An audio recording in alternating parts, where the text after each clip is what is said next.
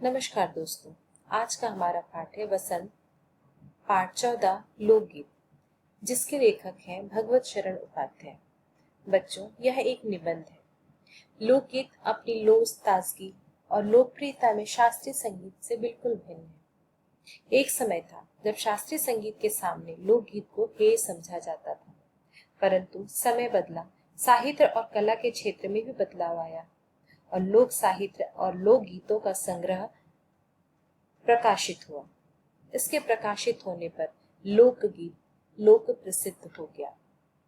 लोकगीत सीधे जनता के संगीत है, घर, गांव और नगर की जनता के गीत हैं। इनके लिए किसी साधना की जरूरत नहीं है। त्योहारों और विशेष अवसरों पर ये गाए जाते हैं। इनके रचने वाले लोग भी गांव के ही होते हैं। पुरुषों के साथ स्त्रियां भी इन गीतों में भाग लेती हैं।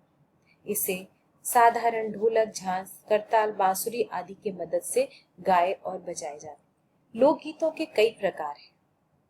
इनका एक प्रकार तो बड़ा ही ओजस्वी और संगीत है, और वह है देश के आदिवासियों का संगीत, जिनमें आज भी जीवन नियमों की जगड़ में बंध न सका और निर्द्वंद लहरा रहा है।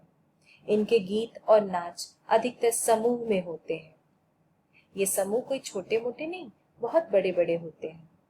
पहाड़ियों के भी अपने अपने गीत हैं, जिनका नाम पड़ गया पहाड़ी लोकगीत, जैसे गढ़वाल, किन्नौर, कांगड़ा इत्यादि। वास्तविक लोकगीत देश के गांवों और देहातों में है। चैता, कजरी, बारामासा, सावन और मिर्जापुर, बनारस और उत्तर प्रदेश के पूर्वी और बिहार के पश्चिमी जिलों में गाए जाते हैं। बाउल और भतियाली बंगाल के लोकगीत हैं। पंजाब के हीर रांझा, सोहनी महवाल गीत पंजाबी है और ढोला मारू राजस्थानी गीत है। इन गीतों के विषय कोई काल्पनिक नहीं है।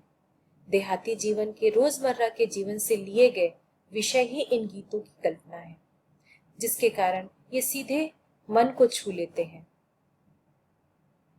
और इनकी प्रसिद्धि का भी यही कारण है। इनके साधारण राग पीलू, सारंग, दुर्गा, सावन, सोरठा इत्यादि हैं।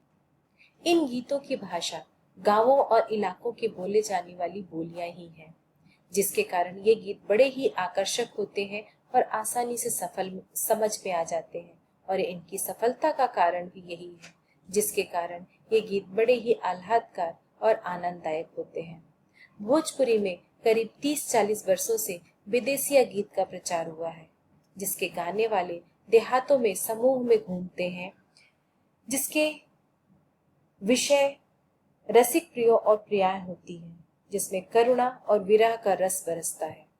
जंगल की जातियों के गीत भी बड़े ही आनंददायक होते हैं, जो विरह में गाए जाते हैं। एक ओर पुरुष तो दूसरी ओर स्त्रियां एक दूसरे के प्रश्नों के जवाब देती हैं, परंतु कुछ समय से इन दली गायन में कमी आती जा रही है। एक दूसरे ही प्रकार के बड़े ही लोकप्रिय गीत है आल्हा, जो कि बुंदेलखंडी में गाए जाते हैं। इनका आरंभ चंदेल राजाओं के राजकवि जगनिक को माना जाता है। अनंत काल से स्त्रियों का ही इन गीतों पर बोलबाला रहा है, क्योंकि अधिकतर गीत औरतें ही गाती हैं, उन्हें वह सिरजती हैं। ऐसा नहीं है कि पुरुष इन गीतों को नहीं गाते हैं, परंतु स्त्रियों का इन गीतों से विशेष संबंध है। इस दृष्टि से भारत सभी देशों से बिल्कुल भिन्न है, क्योंकि संसार के अन्य देशों के गीत आपस में मिले जुले होते हैं, जबकि स्त्रियों के गीत भारतवर्ष में बिल्कुल भिन्न होते हैं। त्योहारों पर नदियों में नहाते समय, विवाह के, मटकोड़ के, ज्योनार के, संबंधियों के लिए प्रेम युक्त गाली, जन्म आदि सभी अवसरों पर अलग अलग गीत हैं, जो सिर्फ स्त्रियां ही गाती हैं। कालिदास के महाकाव्य में भी इन गीतों की चर्चा की गई है। सोहर, बानी, सेहरा आदि इन गीतों के कुछ उदाहरण हैं। इन गीतों की विशेष बात यह भी है कि स्त्रियां इन गीतों को अकेले नहीं गाती, समूह में गाती हैं। इन गीतों में गीत के साथ साथ नृत्य का भी पुट होता है। गुजरात का एक दली गायन गरबा इसका विशेष उदाहरण है। त्योहारों और शुभ अवसरों पर महिलाएं इन गीतों को विशेष तौर पर गाती हैं। होली, बरसात, कजरी तो जैसे उनकी अपनी ही चीजें हैं, इन पर तो वो बढ़ चढ़कर हिस्सा लेती हैं। आज नगरों और शहरों में, गांवों में इन गीतों को गाने वाले लोगों की कमी होती जा रही है, जिसके कारण इन विशेष अवसरों पर स्त्रियों को बुला लिया जाता है ताकि वह इन लोकगीतों को गा सके। देश के सभी हिस्सों, कश्मीर से लेकर कन्याकुमारी तक, इन गीतों के अपनी अलग ही विशेषता है। सभी राज्यों के, सभी देशों के अपने अपने विद्यापति हैं, अपने अपने विद्वान हैं, क्योंकि विशेष तौर पर वहाँ की भाषा को, वहाँ के विषय को बनाकर ये इन लोकगीतों की रचना करते हैं।